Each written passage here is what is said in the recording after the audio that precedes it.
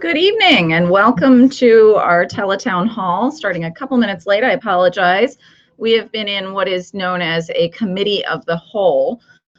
The entire House has been working together in committee fashion rather than regular House floor fashion, hearing testimony concerning proposed changes to Illinois' workers' compensation laws. We've heard from injured workers, we've heard from employers, we've heard from advocates. It's actually still going on as we hear from some medical providers who work in the workers' compensation field. Part of why this is happening, or actually why this is happening, is really about the governor's proposals, what he's calling the turnaround agenda, the Illinois turnaround agenda, and his desire to make significant changes to Illinois' workers' compensation laws to make them more employer friendly. In many instances over the last several months, we've heard comparisons to Indiana and desires to make our business community more like Indiana's. I think the greatest takeaway from today's hearings was that we're not looking to be like Indiana in workers' comp, in the workers' comp arena anymore, mainly because it's been made very clear how badly harmed employees, injured employees have been under some of the policies, some of the workers' comp policies in Indiana. But we still anticipate some significant proposed changes coming out of the working groups that the governor has created around this and other issues, unemployment compensation, ethics reform, budget, and the like. But we've not seen any legislation yet on any of these topics, and opportunities like we had today, the Committee of the Whole, give an opportunity for more in-depth conversations. I anticipate it will be still going on when we're done here, as we head to when I get back to the House floor. We are just past the midpoint of the legislative process. We had our House deadline, our deadline to pass House bills over to the Senate. We are now contemplating Senate bills that have been sent over to the House while beginning the process of crafting the budget simultaneously. I've passed a few bills over to the Senate. There's one that remains alive that we're continuing to try to push for. The bills that I've passed over to the Senate so far include a handful of condominium-related bills that are primarily cleanup around some technical issues with the Condo Act, some that deal with buildings that have been left undeveloped or unfinished by developers or unsold by developers, where developers still own the majority of the units, and those owners of the units are struggling to get recourse from the developers. So that's a big one that is currently being debated in the Senate that I sent over, as well as some issues about modernizing communication between condo boards and unit owners. Another that I sent over that Heather Staines is sponsoring in the Senate that I'm very proud of, a very simple little bill. We get piles and piles and piles of reports from task forces and boards that literally are just pounds and pounds of paper. A very simple change to the Secretary of State's Library Act has allowed those task forces and boards to instead remit those reports to us electronically, and then we can print them out or read them electronically at our desire, rather than having these stack up, whether they're a topic that you have an interest in exploring or not. And as I said, Heather Staines is sponsoring that in the Senate, and it has gotten out of committee. It's now on the Senate floor, awaiting a Senate vote. Two other bills that I'm very proud of that have passed over to the Senate and are beginning their process. One is House Bill 218, and that would be a bill that would create a uniform civil enforcement scheme for cannabis laws in Illinois for low-level cannabis possession. Under the bill as it's currently written, and as we expect it to move through the Senate, anyone in possession of less than 15 grams of cannabis or paraphernalia would be given a ticket instead of being arrested. We currently have just over 100 municipal ticket ordinances around the state. That doesn't count villages or counties. So there's a huge number of ways that folks can find themselves with a choice between a ticket or arrest. And it's not the individual's choice, it's the law enforcement officer's choice. But those mechanisms vary in terms of quantity, fine, every possible variation is out there. And it became very clear that it was important that we find ourselves with some uniformity and some reasonable expectations for folks who are caught with small amounts of cannabis. So this would take away the option of arrest for anyone with less than 15 grams and instead put in place this ticket that would allow that would allow a person to not only avoid arrest, but avoid any future criminal record related to that incident. Once they pay the ticket is expunged from their record. There's no collateral consequence. There's nothing that would prevent you from getting an apartment, a job, licensing, financial aid, the things that follow people from these low-level arrests. We are very eager to see that move forward. It is scheduled for a hearing in the Senate Judiciary Committee tomorrow. I believe the Criminal Law Committee, I apologize, tomorrow morning. The Senator Noland is the chief sponsor in the Senate. I'm working very closely with him to make sure that we're successful there. And then House Bill 474 is another bill that I'm very proud of, that I worked closely with an amazing coalition from the Community Renewal Society, Chicago Coalition for the Homeless, Shriver Center, Heartland Alliance, and the Illinois Policy Institute, which is a very unlikely partner that was also very helpful in the cannabis bill. House Bill 474 will allow folks with some criminal backgrounds to bypass what is now a lifetime barrier to employment in school systems. If you have a drug offense in your background, if you have some other low-level nonviolent offenses, right now you are prohibited from ever working in a school system. That doesn't just mean, the question of being a teacher or working directly with kids, but it could be as simple as, one great example was a woman that had worked for a delivery company for many years. When that company got a contract with a school, she was fired because she could not work for a school contractor even.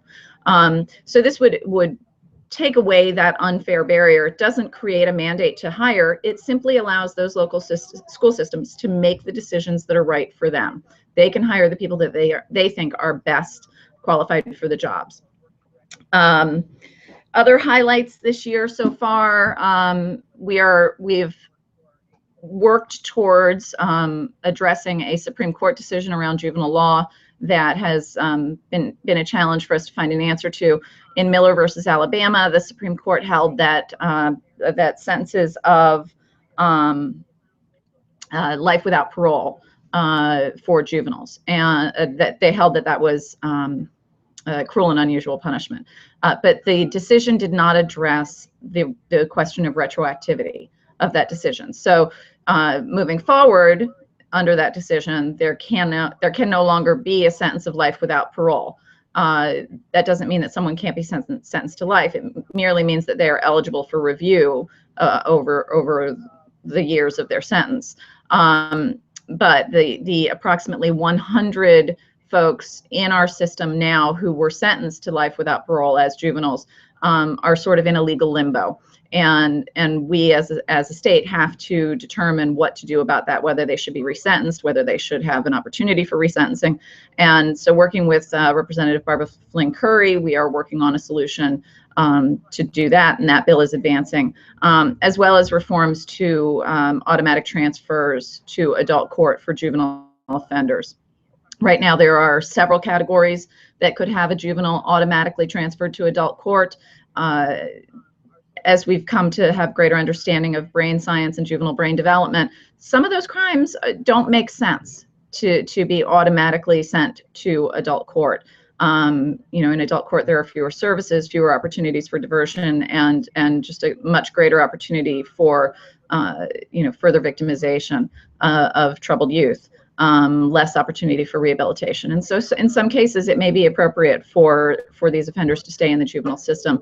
So there's a bill advancing, working with Representative Elaine Nekritz through my committee, the Juvenile Justice and System of Involved Youth, that I chair, an opportunity to look to reform those categories of transfer to see if we can find a way to bring some common sense to that process. In this portion of the session, we do spend a lot of time working on finding budget solutions, and we've heard from a lot of constituents over the last several months with grave concerns over Governor Rauner's proposed budget. And I think it's very important that we use those words together, because this is not the budget yet. This is his proposal. Every governor proposes a budget and a legislature approves it. I sit on the Public Safety Appropriations Committee, and we are working very carefully and very thoughtfully through every line of his proposals in the public safety area. We cover not just the obvious public safety areas like the Department of Corrections and the Department of Juvenile Justice and the Criminal Justice Information Authority, but also the Department of Labor, Transportation, many others where we do come into contact with a lot of different state funds and a lot of different impacts on various constituencies. And we are now in the working group process where we quite literally project a spreadsheet on the wall and work line by line through the budget, looking at the proposals and whether these are livable, whether they make sense. We're hearing a lot from folks around the issue of paratransit, which seems to be on the chopping block every year, primarily because it's a pretty easy place to go in some ways, because the services are mandated, whether they're paid for or not. So every governor that I've worked under has made that proposal. This proposal from Governor Rauner has been particularly draconian, and we are looking very carefully at the cuts to paratransit and senior transit. In addition, massive cuts have been proposed that would have a huge impact on our district to programs like ceasefire and bullying prevention and other violence prevention programs that I'm deeply concerned about, and looking very, very closely at what they are funding and what they're not funding. There are pretty significant increases proposed to the Department of Corrections, some of which may be justified, some of which may not. But in a year when we're making cuts, it is hard to justify funding the Department of Corrections more fully while cutting programs that are going to feed the population of the Department of Corrections. I think we could do it the other way around and perhaps achieve some savings.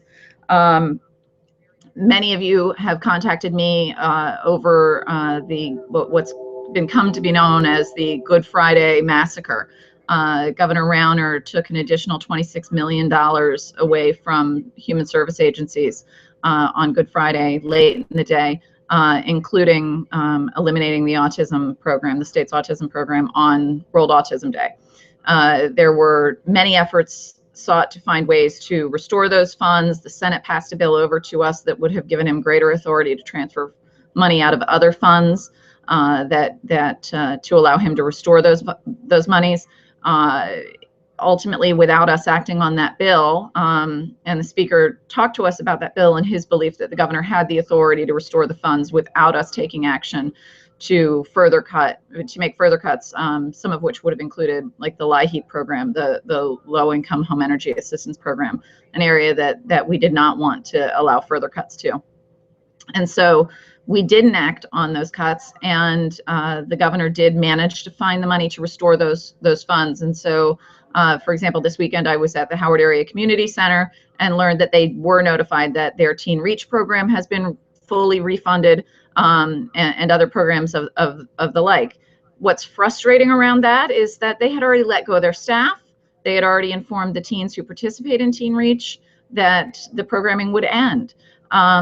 This now means there's been a 2-week gap. Some of those employees may have found other work. Some of those teens may have moved on to other activities, or simply just be lost to us. And this kind of instability in programming is really flies in the face of the idea of running government like a business, because no business could run with that kind of unpredictability. And that's exactly what our human service providers are being subjected to with these sort of capricious cuts, and then we change our mind a couple weeks later. It's no way for anyone to operate, and in particular our smaller agencies that depend a great deal on that consistency, on that planning, the ability to plan based on the funds that are available. It's really unimaginable that we would continue to try to operate in that way. We are mandated to pass a budget by the end of May. If we do not pass a budget by the end of May, then we would need to get a supermajority to pass the budget. So that will make it even more difficult if we don't come to some agreements on these things by the end of May. I am prepared to stick it out. There are competing opinions as to whether we're going to end up in overtime or not. But the things that I advocate for in our budget, the human services and the violence prevention and public safety issues that I advocate for, are worth sticking around for and worth fighting for, and I intend to do that. Some of the other cuts that have been proposed that we have heard about, one in particular that has garnered a lot of attention and gotten a lot of folks up in arms, was the governor's proposal to eliminate DCFS services to wards of the state between the ages of 18 and 21. And on its face, there are folks who say, well, they're adults. But to them, I always ask, do they ever hear from their kids who need money or help figuring out what to do next when they're 18, 19, or 20? Not everyone is ready to be fully independent at that age. Frankly, most aren't.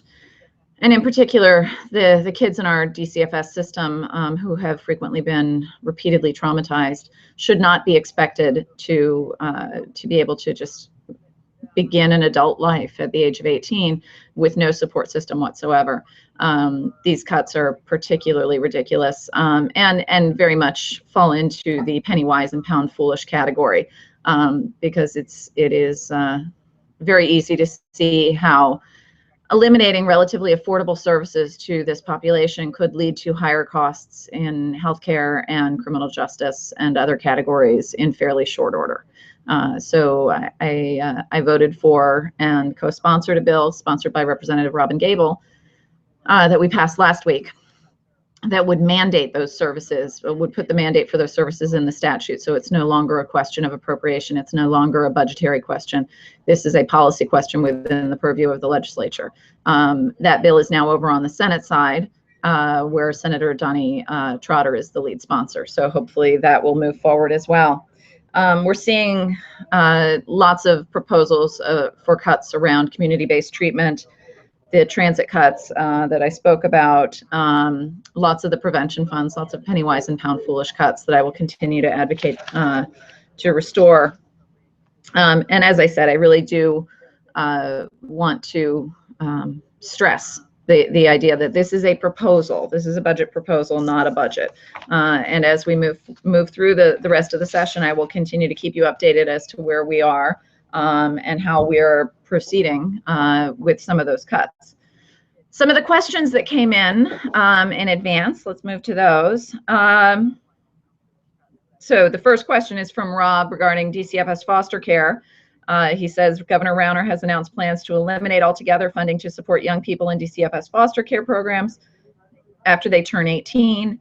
Do I see any problems with that plan? And if so, what will I do to oppose it? Well, I think that I pretty well covered that, but I will continue to speak out pretty forcefully about that, because I do think it is one of the most foolish proposals that he has made. Cheryl asked, will there be cuts to the paratransit PACE transit for senior citizens? Also, are there any other cuts pertaining to the elderly?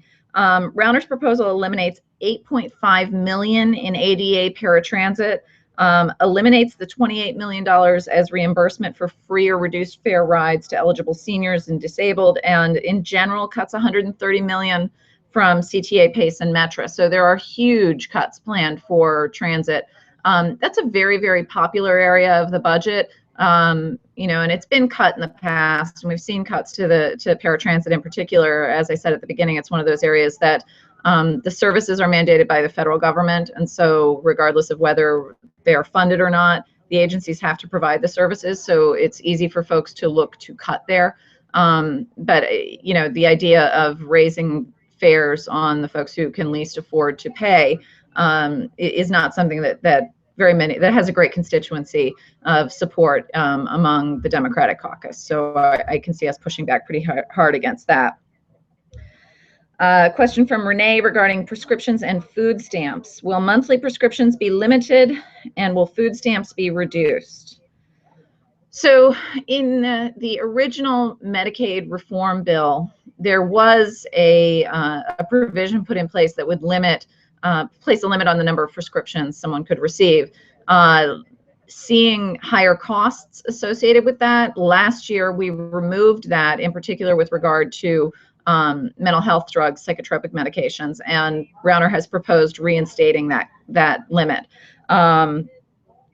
There is a process to appeal it and to receive approval. We've gone through that with constituents. It's challenging. It leads to delays in getting medication for folks. It does not provide any savings, and the process itself is not helpful. So that is something I don't see getting a lot of traction among the Democratic caucus. Greg Harris is the chair of the Human Services Appropriations Committee. He carried the bill to restore those drugs, that drug availability. I don't see him giving up on that one without a huge fight. A few questions here from Elizabeth. She asks about the graduated income tax. Do I support amending the state constitution to permit a graduated income tax? If so, do I expect any action on the issue in the next session of the legislature? If not, what other sources of income for the state are you looking into? I have been one of the most forceful and vocal advocates for a progressive income tax for the state of Illinois, and worked literally up until the very last minute in the effort to pass the constitutional amendment to get it on the ballot for last November, to begin the process of changing our tax system. We are one of very few states with a flat tax. We are one of even fewer with that flat tax encoded in our constitution. So in order to move to a more fair and more progressive tax, we would need to amend our income tax system. We need to amend our constitution, remove that provision mandating a flat tax. The process to do that is rather unwieldy and would not bring about immediate benefits, even if we could do it quickly. So the process would be that first, both chambers of the General Assembly would have to pass the constitutional amendment by a supermajority. It would then be on the next general election ballot, and in this instance, it would be on the 2016 November ballot. And then it would need to be approved by a supermajority of the voters. With that, that only removes the provision from our constitution mandating the flat tax. We would then have to come back as a General Assembly and enact a new tax code. So any benefit we might see, and this is ultimately what we need to do. There is no question in my mind, no doubt whatsoever that this is where we need to go and it's what we need to do. It is not a short-term solution. It doesn't solve our problems for today. Because if we were able to do it, even on the 2016 ballot, it would be 2017, 2018 before we began to see the benefits of a new tax system, at least. And so in the short term, we do need other solutions. We do need a revenue solution. We've made significant cuts. We cannot continue to cut our way out of this problem. So, you know, with that, we do need to look to some of the other sources. We need to restore the income tax that was rolled back in the short term. Looking at broadening the base of the sales tax to some luxury services is one proposition. Speaker Madigan has proposed imposing a surcharge, if you will, on the highest income earners. That is a possibility as well. You know, we do need to find some revenue solutions. Right now, we simply don't have the votes. You know, even last year with a governor who was willing to sign the bill to restore to the full 5% income tax, we couldn't find 60 votes to do that. Now we would need 71 because we have a governor who has promised to veto that. So politically, we are facing a significant challenge to get to that point. You know, the governor's agenda at this point is to wrangle some concessions on some of these very core issues around the labor unions, workers' compensation, the right to work zones, the collective bargaining issues. He wants concessions around those before there will be any consideration of revenue. And there are several working groups going on right now, even literally right now as we speak, where folks are doing battle over, who's going to give in first, and where those concessions would be. Elizabeth went on to ask about funding for the autism program of Illinois. What can be done to ensure it continues in light of the governor's recommendation to end it? Once again, I think what we're seeing in this proposal from this governor is an effort to divide natural allies, to pit natural constituencies against each other.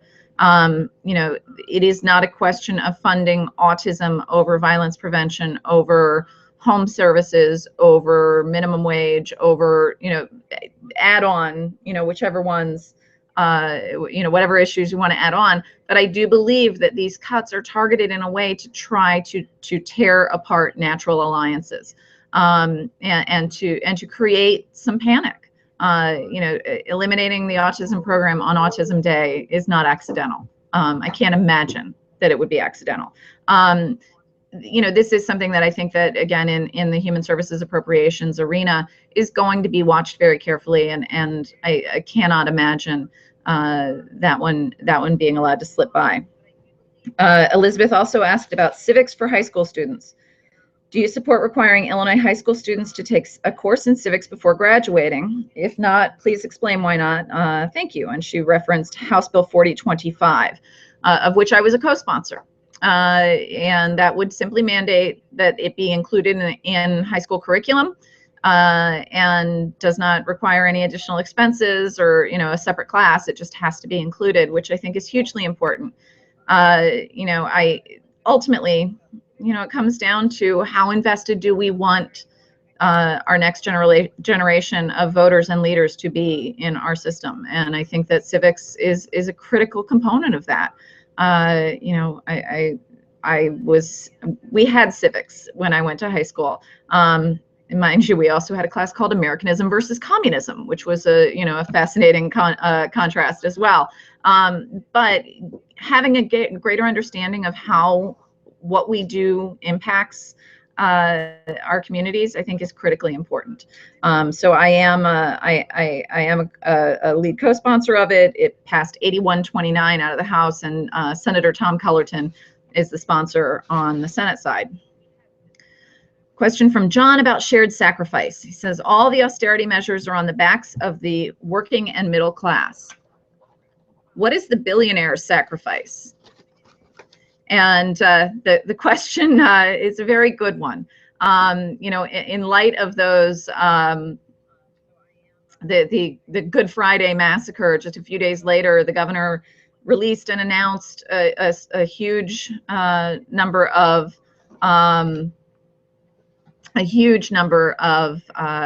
corporate tax breaks and incentives.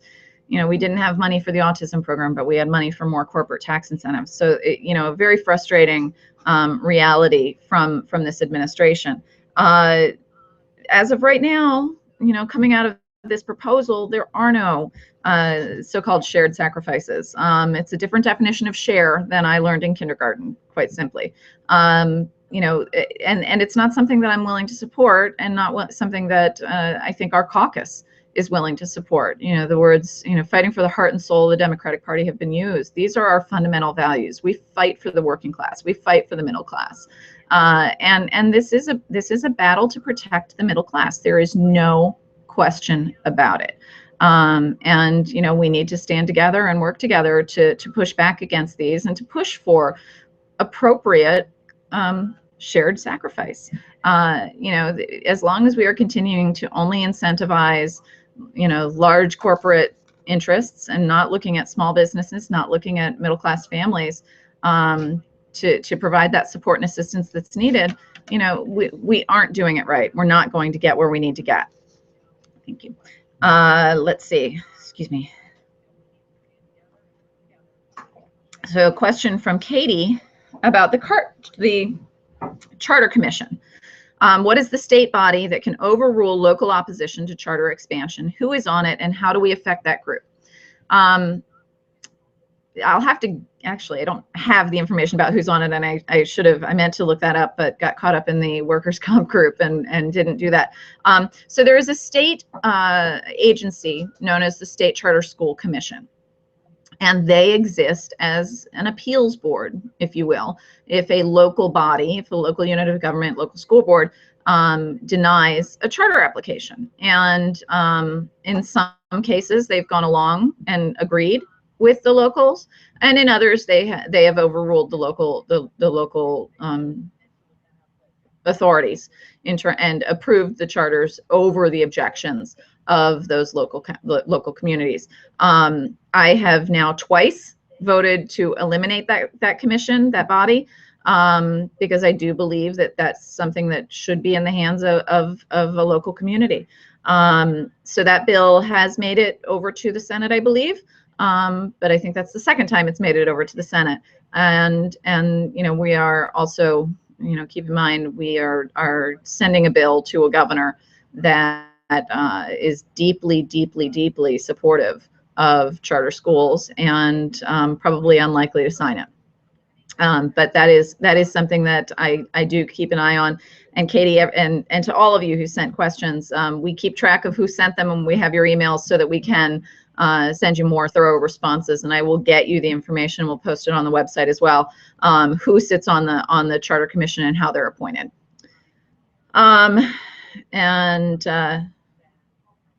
So Elizabeth asked a follow-up question around that. Do you support ending the practice whereby the State Charter School Commission can hear appeals and override decisions by local school districts when they deny charter applications? That was House Bill 397, which, as I said, I did support, and I believe I also co-sponsored. And I co-sponsored it last year as well. A question from Jackie about trans policy around transgender folks. Why won't or doesn't Illinois mandate that health insurance coverage for transgenders include reassignment surgery? In 5 states, including Virginia, Connecticut, Colorado, and Oregon, they do provide that coverage. Illinois was among the first to include gender identity and transgender people into our equal rights legislation. Why are we lagging on this? So to Jackie's point, you know, while we were among the first to include transgender folks in our equal rights policies, we actually didn't and still don't technically include transgender individuals in our Hate Crimes Act. I sponsored a bill, which then I ultimately handed over to Representative Yingling, that would change that would add the same definitions from our Human Rights Act to our Hate Crimes Acts to ensure that our Hate Crimes Act is also inclusive of gender identity. And that bill has gone over to the Senate as well. And ultimately, the insurance lobby is incredibly powerful here. They're actually pushing back on a breast cancer ultrasound mandate, and they might win. So it's very, very challenging to add any coverage mandates. It's something that's important and should be pushed for. But make no mistake about what a heavy lift and what a tough battle it will be to get there. But it's something that remains on the to-do list and something that we really do need to address. A question from Karen, who works at a local nonprofit. The governor is reducing funding for CCP programs. I think that's community care programs, and making eligibility more stringent for seniors to qualify for services such as in-home care and adult day services by increasing the DON score, which is the determination of need score, from 27 to 39.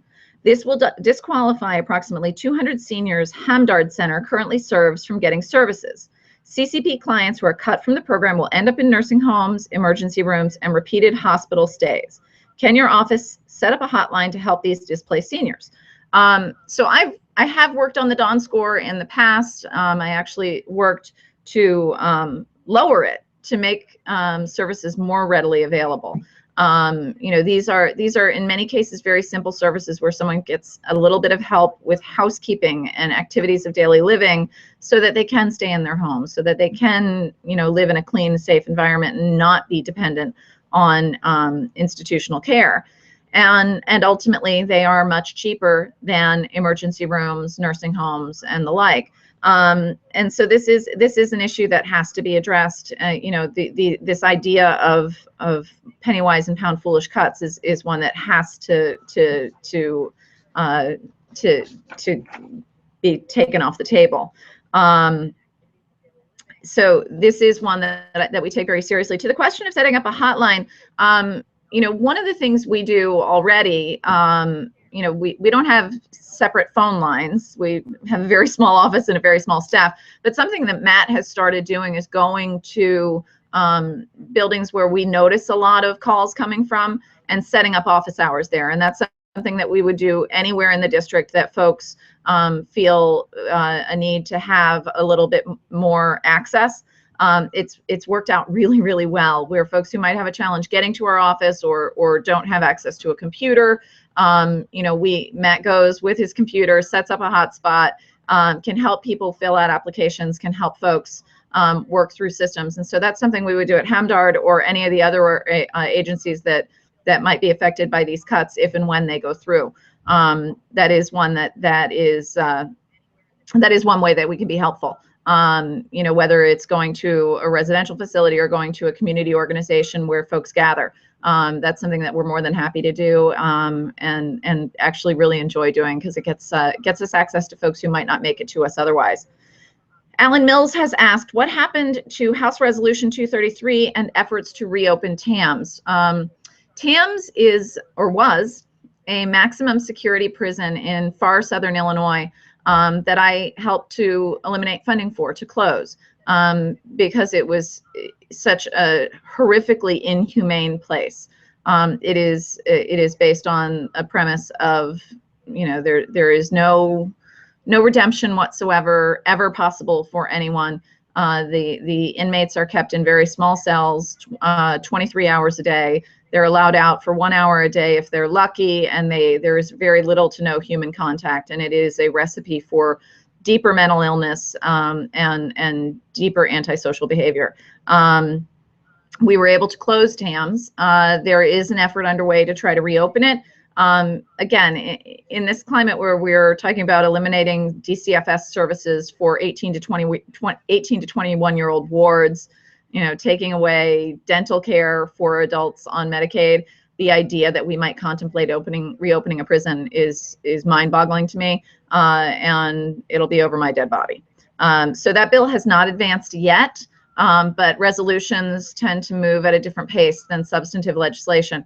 Even if the resolution were to pass, it does not have the force of law, and so it would take actually putting funding in the state budget to reopen TAMS as TAMS, because there's also been talk of reopening it in some other configuration, some other use, which would be hard to do because of the way it's built.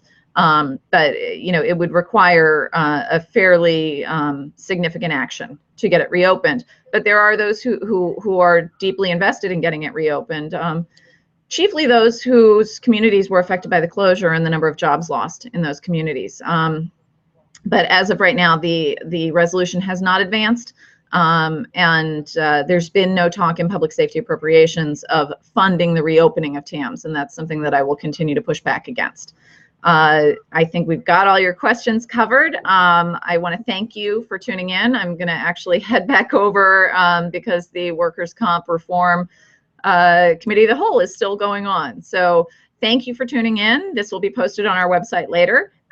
Please continue to send me your questions. I like staying in touch while I'm in Springfield. We'll probably do at least one more of these before the end of session. Thanks so much. Have a great night.